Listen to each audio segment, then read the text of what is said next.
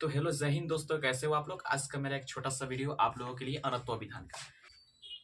हालांकि अनत्व विधान का पहले दो सूत्र हो चुका था पार्ट 1 वाले वीडियो में। यहाँ पे हमारा पार्ट 2 में यहाँ पे अनत्व विधान का जो सूत्र है वो कराने वाले हैं। मेरा पहला दो सूत्र हो चुका था, रसाभ्याम नौहा समान पदे, फिर दूसरा था अटकुप वांगनो मव्य वायापी।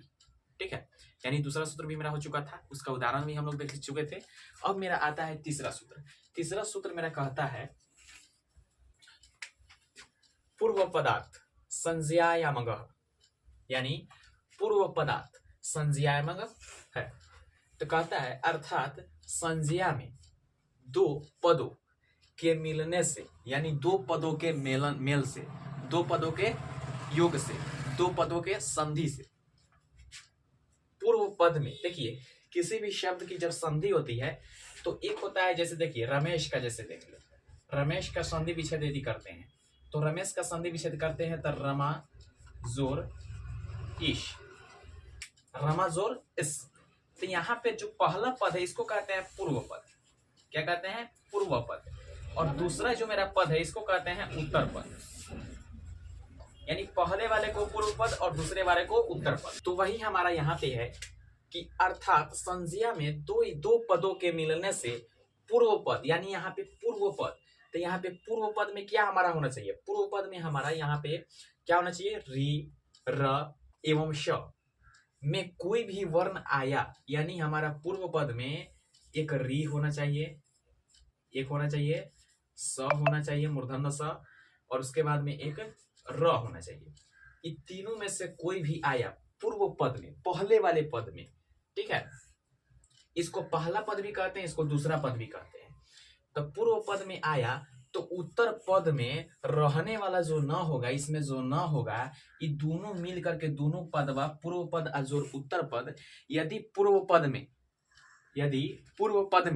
री रहे, र रहे और श रहे रहता है, यानी पहला पद में पहले जो पद होगा, पहला पद में देखिए किसी भी संधि विच्छेद कीजिए, समासिक विग्रह कोई भी हो सकता है, तो संधि विच्छेद करते हैं तो दो पद से होता है। तब पहले वाले पद में यानी पूर्व पद में यदि हमारा री रहे या र रहे या श रहे, यदि रहे, और उत्तर पद में यदि न रहे, तो दोनों का जब मिलन होगा, संधि होगा, संगम होगा, तो हमारा टवर्गी वाला जो न है यह टवर्गी अण में परिवर्तित हो जाता है। यही हमारा नियम कहता है। जैसे हमारा देख सकते हो शुर्प जोर नखा, यहाँ पे देखिए यहाँ पे री है, री या किसकी मात्रा है? र की मात्रा है। तो यह रेफ जो है हमारा, यदि ये भी तो र आ रहा है, शुर्प आ रहा है, नहीं र आ रहा है, और र के बाद में यहाँ पे हमारा क्या आ गया? न आ गया। र के बाद में क्या आया मेरा? न आ गया। यानी जब पहले पद में र रहे और अंतिम दूसरे वाले पद में न रहे तो उसका टवर्गी अण में परिवर्तित हो जाता है, उसका परिवर्तन हो जाता है। तो यहाँ पे देखिए सुर्प जोर नखा, तो इसका हम देख सकते हैं कि जब यहाँ पे हमारा संधि होता है तो यहाँ पे टवर्गी अण वाला हो जाता है, यानी शुर्प नखा। फिर दूसरा में देखते हैं अक्ष जोड़ उहिनी, फिर यहाँ पे हमारा क्या आया? छ आया। ठीक है, अक्ष में बता दूं आपको, तो यह अक्ष जो होता है, अक्ष अ छ जो है हमारा, यह छ जो बनता है यह बनता है क, या छ जो बनता है इसमें आपका क्या है? क भी है और मूर्धन्य श भी है। ठीक है, तो यही मूर्धन्य श के बाद में यदि उ आया, तो यह मूर्धन्य श के बाद में यदि उ आया, यानी इसके बाद में यहाँ पे क्या आया? हमारा न आया। यहाँ पे देखिए यदि मैं बता दूं तो ये छ जो है क स से मिलके बना है, छ जो है हमारा क और स से मिलके बना है। तो यही हमारा जो है यहाँ पे क और स है, तो ये मूर्धन्य श के बाद में न आया तो यहाँ पे टवर्गी अण हो गया, यानी अक्षविहीनी।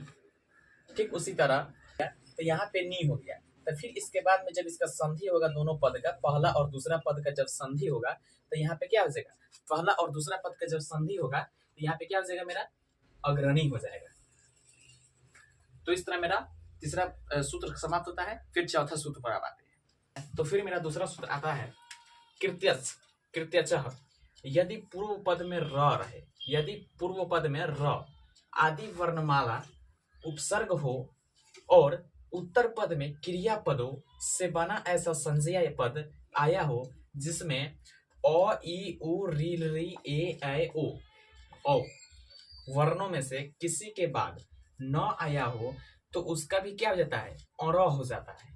ठीक है, टवर्गी र हो जाता है। जैसे यहाँ पे देखिए पहला है प्र, इसका वर्ण विच्छेद यानी ध्वनि विश्लेषण करेंगे तब प जोर र जोर अ। यहाँ पे जो र होता है, यहाँ पे नीचे वाला जो होता है यह पूरा होता है, ऊपर वाला आधा होता है। जैसे उच्चारण कीजिए, उच्चारण देखिए, ध्वनि विश्लेषण या वर्ण विच्छेद करना है तो आप उच्चारण करके उसको उच्चरित जो ध्वनि होगा उसको आप यहाँ पे उसको आप परखिए और उसको आप लिखिए, तब आपको सही वर्ण विच्छेद करने आ जाएगा। जैसे प्र है, प्र पर, तो उसी तरह यहाँ पे हो गया प्र किया मेरा। उसके बाद में आता है मा जोर न। देखिए यहाँ पे कहता क्या है ना कि र आदि उपसर्ग होना चाहिए। तब पहले में यहाँ पे प्र जो मैं बता दूं आपका उपसर्ग है, यह प्र हर चीज में आता है। तो प्र यहाँ पे क्या हो गया मेरा उपसर्ग हो गया। तो प्र जो है मेरा बाद में मानम आया यानी टवर्गी न आया। मैं बता दूं कि प्र जो है एक उपसर्ग है, तो यहाँ पे न जो आता है तो जब दोनों का मेल होता है संगम होता है तो हमारा प्रमाणम हो जाता है। क्या हो जाता है? प्रमाणम। तो यहाँ पे टवर्गी अर हो गया। और भी उदाहरण आगे देखते हैं। तो फिर मेरा दूसरा सूत्र का यानी कृत्यस्य का सूत्र यहाँ पे उदाहरण आता है। जैसे देखिए पहले है प्र, पहला क्या है? प्र, प्र जोर यानम। यहाँ पे तवर्गी ना है, क्या है मेरा? तवर्गी अन है।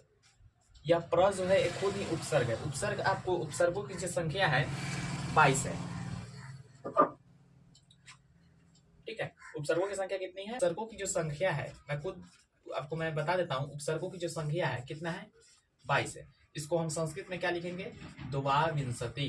पूछ देता है एग्जाम। ठीक है, द्वाविंशति।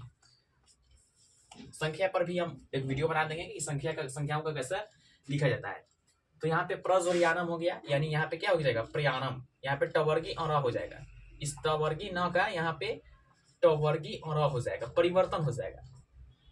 आप लोग कहते होइएगा कि यहाँ पे हमेशा न का टवर्गी और में परिवर्तन क्यों होता है? तो यहाँ पे न तो विधान यानी पाणिनि साहब के नियम के अनुसार यहाँ पे परिवर्तन होता है। संस्कृत में कई जगह आप देखिएगा कि संधि विच्छेद करेगा तो अलग अलग लिखेगा, हई लिख देगा टवर्गी न।